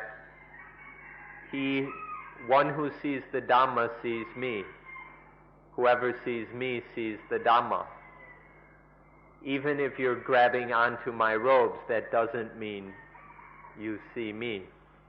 So there are two Buddhas. There's the physical bodily Buddha, and then there's some other Buddha. แล้วก็มีคำตรัสไว้ต่อไปว่าผู้ใด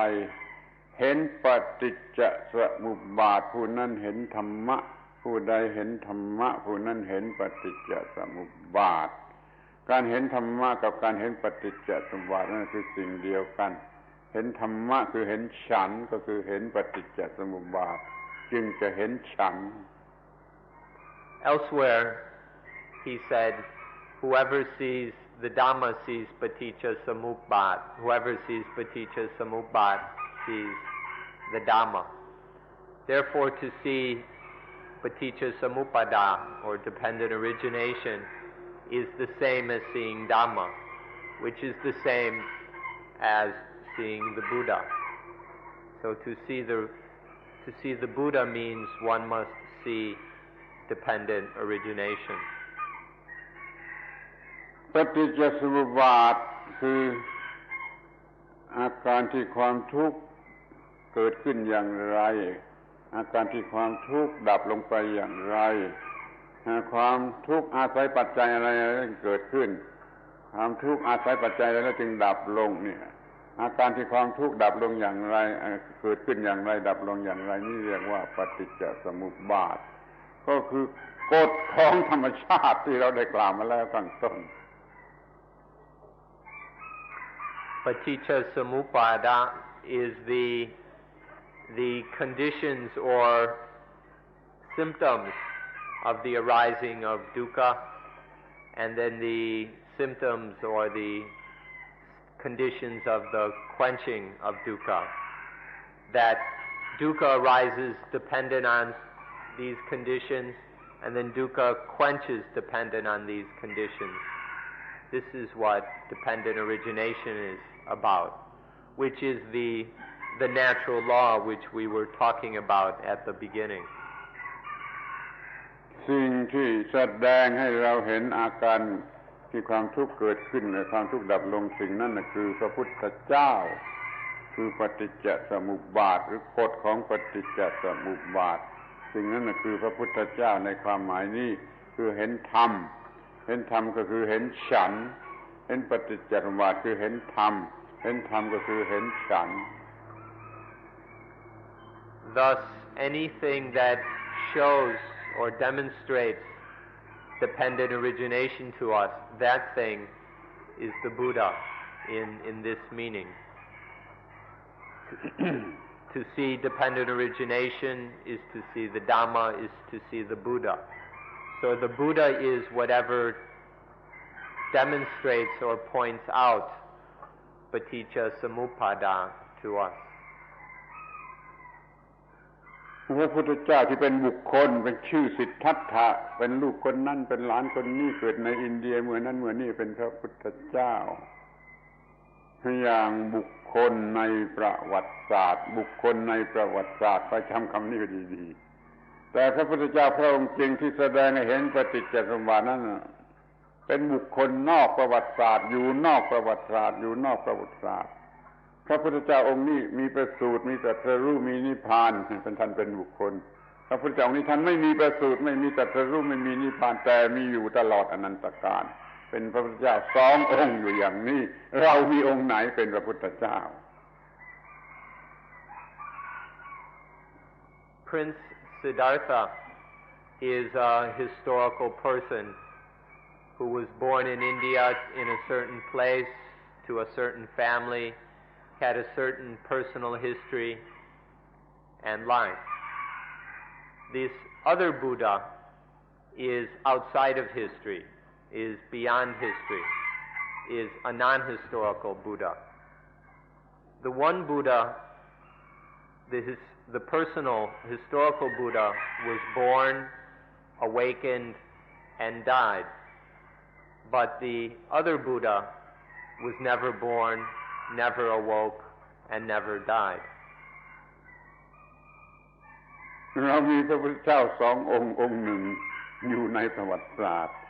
องค์หนึ่งอยู่นอกประวัติศาสตร์ขออภัยหน่อยนะพ ว่าพวกฝรั่งสนใจแต่พระพุทธเจ้าองค์ที่อยู่ในประวัติศาสตร์ไม่สนใจองค์ที่อยู่นอกประวัติศาสตร์ขอโทษพูดอย่างนี้มันตรงๆหน่อย So there are two Buddhas. There's the Buddha within history and the Buddha outside of history. Excuse us for saying so, but most Farang are only interested in the historical Buddha. Forgive us, it's a little bit rude to point out, but it seems most of the Westerners, the Farang, only care about the historical Buddha and don't show any interest in the non-historical Buddha. เพราะหนังสือที่เขาเขียนที่ท่านเรียนเยอะแยะไปหมดนะพูดกันแต่พระพุทธเจ้าองค์ในประวัติศาสตร์ historical Buddha ทั้งนั้นเลยท่านจึงรู้จักแต่พระพุทธเจ้าองค์ในประวัติศาสตร์ไม่รู้จักองค์ที่อยู่นอกประวัติศาสตร์ไม่ประสูติไม่ตรัสรู้ไม่นิพพานแต่มีอยู่ตลอดกาล All the books written in the West about the Buddha are exclusively about the historical Buddha. And so none of you have a chance to know about the real Buddha, the one that's outside of history. That historical Buddha was born, died, and all that. But the real Buddha was never born, never awakened, and never died. It's the Buddha that's always here. But nobody knows about this Buddha. ทีนี้เราจะพูดให้มัน ฟังง่ายเข้าใจง่ายกันอีกสักหน่อยก็จะต้องพูดว่าพระพุทธเจ้าพระองค์หนึ่งเป็นตัวกฎของธรรมชาติพระพุทธเจ้าองค์นี้เป็นตัวกฎของธรรมชาติพระพุทธเจ้าอีกองค์หนึ่งเป็นตัวผู้บอกผู้เปิดเผยผู้สอนกฎของธรรมชาติองค์นี้เป็นตัวกฎธรรมชาติองค์นี้เป็นตัวผู้บอกกฎของธรรมชาติเป็นสององค์อยู่อย่างนี้เรามีพระพุทธเจ้าองค์ไหนหรือว่าเราหมายมั่นในพระพุทธเจ้าพระองค์ไหน Or to make it simpler and easier to listen to, we can say that there is the Buddha that is the law of nature. There is the Buddha which is the law of nature, and there is the Buddha who pointed out, who told us, who tells us about the law of nature. So there are two Buddhas, the Buddha which is the law of nature and the Buddha which talks about, which tells about the law of nature. Which one of these do you regard as the Buddha? Which one of these is your Buddha? องค์หนึ่งคือตัวกฎเป็นนิรันดรองค์หนึ่งผู้บอกกฎนั้นเป็นชั่วคราวก็มีตายมีเกิดแล้วก็มีมากองค์หนึ่งมีองค์เดียวเป็นตัวกฎเป็นนิรันดรองค์หนึ่งเป็นชั่วคราวเป็นพระพุทธเจ้าสององค์เราเข้าถึงพระพุทธเจ้าองค์ไหนกันแล้วคอยคิดดูให้ดีๆ One Buddha is eternal. The other Buddha is temporary or temporal. There is only this second Buddha is born and dies, and there have been many of them.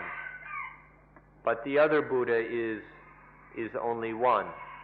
So there's the one, the Buddha which is one, which is eternal. And then there are the many temporary Buddhas. Which is the one that you think about? ที่นี่ก็มาถึงการปฏิบัติต่อพระพุทธเจ้าถ้าท่านศึกษากาลามสูตรให้เข้าใจชัดเจนจริงๆกาลามสูตรชัดเจนจริงๆนั่น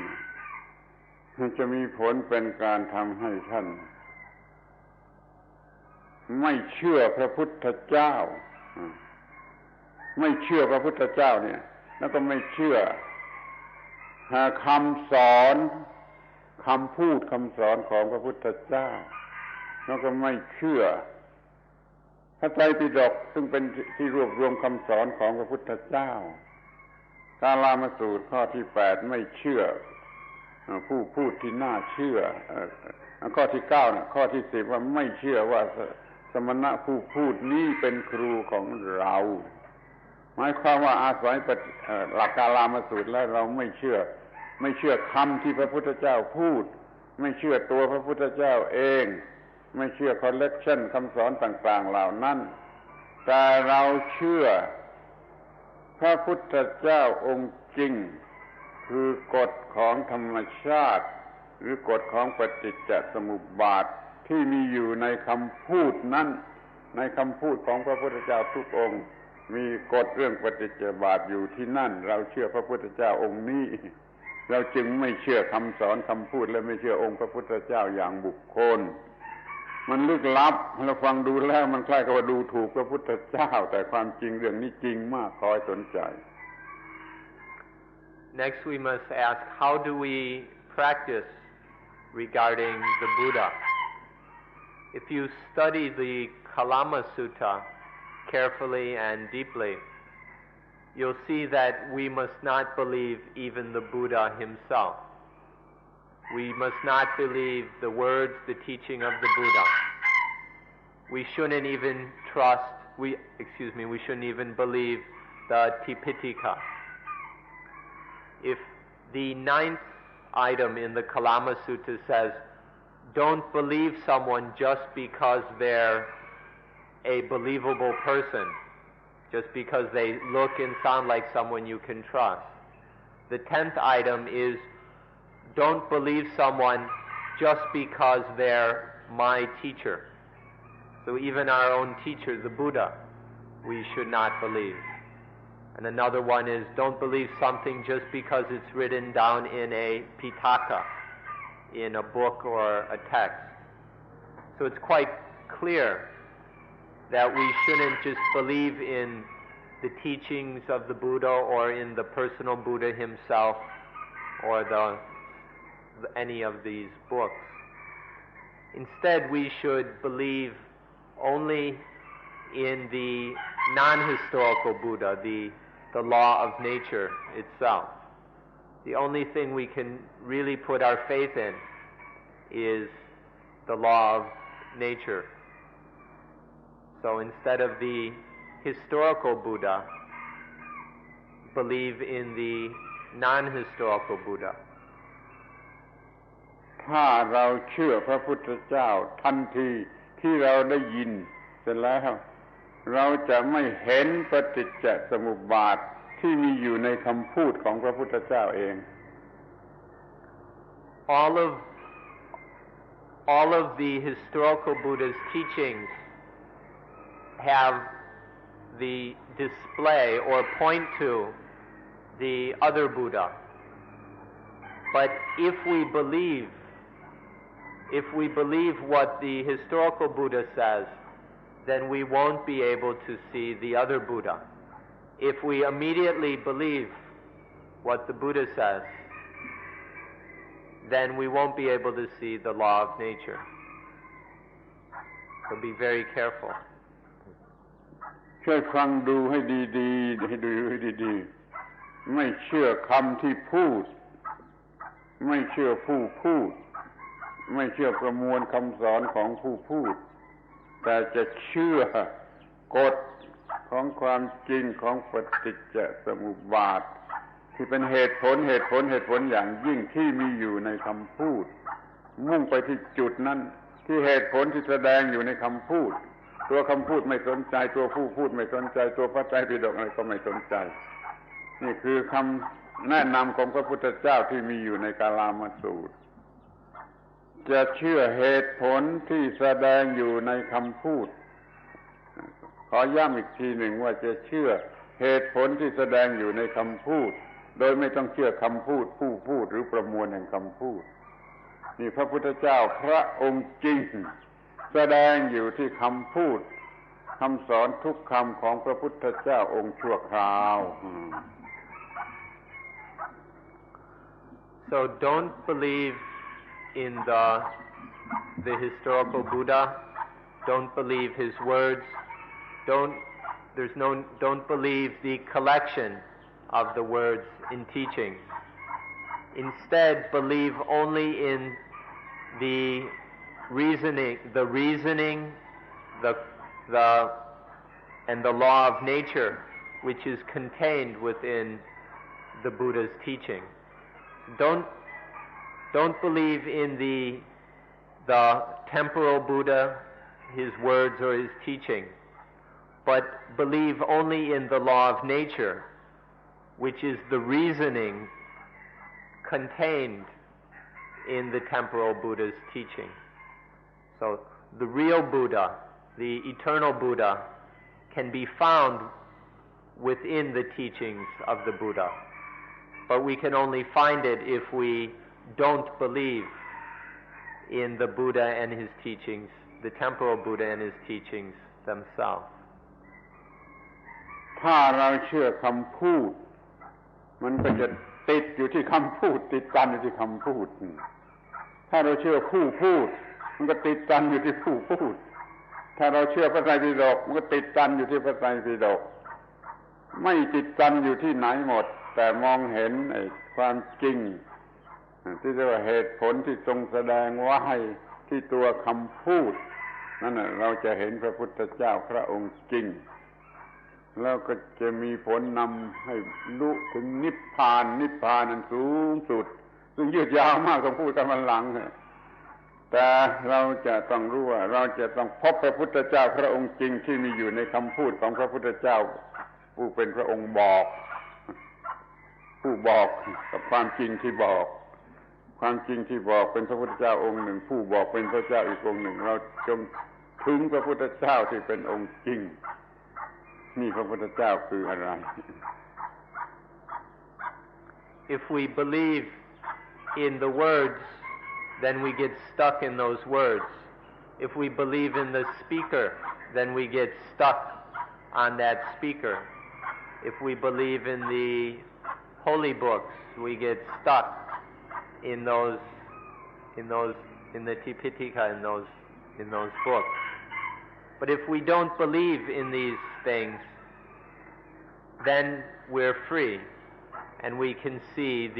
the real Buddha, the eternal Buddha. In the temporal Buddha, his teachings and the collection of his teachings, in his speech and the collection of his teachings, all of these are pointing to the eternal, non-historical Buddha. But we must be careful not to believe in them. One of these Buddhas is true. The other Buddha is not true. So we must be careful to find the right Buddha, the true one. There is the eternal Buddha, which is always true. And then there is the temporal Buddha. ในคำพูดหรือคำตรัสของพระพุทธเจ้าจะต้องมีองค์ประกอบ3อย่างเสมอสิ่งแรกคือความเป็นของใหม่ที่เรายังไม่รู้จักนี่คือเรื่องดับทุกข์แล้วสิ่งที่สองเหตุผลที่ว่าจะทำเช่นนั้นได้เหตุผลที่ทำเช่นนั้นได้แล้วอันที่สี่ปาฏิหาริย์คือหนทาง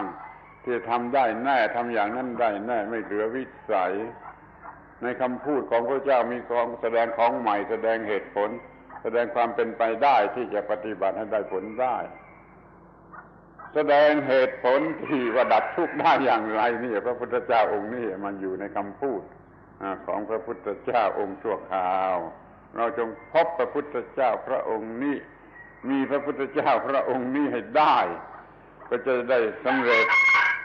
ตามที่พระพุทธองค์ตรัสว่าผู้ใดเห็นธรรมผู้นั้นเห็นฉันผู้ใดเห็นฉันผู้นั้นเห็นธรรมหมดปัญหาเลย In all the teachings in the true teachings of the temporal Buddha, there are 3 qualities. First, there is something new that we've never heard before, namely the total quenching of dukkha. Second is a reasoning that shows that the dukkha can be quenched. And third is a clear way of how to quench the dukkha. So all the genuine teachings of the temporal Buddha have these three qualities of being something new, never before heard, of having a reasoning, of depending on the law of nature, and of pointing to a clear way of practicing, to a path in order to quench dukkha. So within the temporal Buddha's teaching can be found the true Buddha, as fits with the words, "He who sees the Dhamma sees me. He who sees me sees the Dhamma." ขอบพระคุณท่านทั้งหลายเป็นผู้ฟังที่ดีด้วยความอดทนมา2 ชั่วโมงเต็มๆแล้วขอโทษถ้าทำให้ลำบากบ้างแต่ก็ขอบพระคุณในการเป็นผู้ฟังที่ดีขอยุติการบรรยายในวันนี้ไว้เพียงเท่านี้ขอปิดการบรรยาย So thank you to everyone for being very good and patient listeners. You've endured 2 hours. Please forgive us for making you sit for so long. And thank you once again.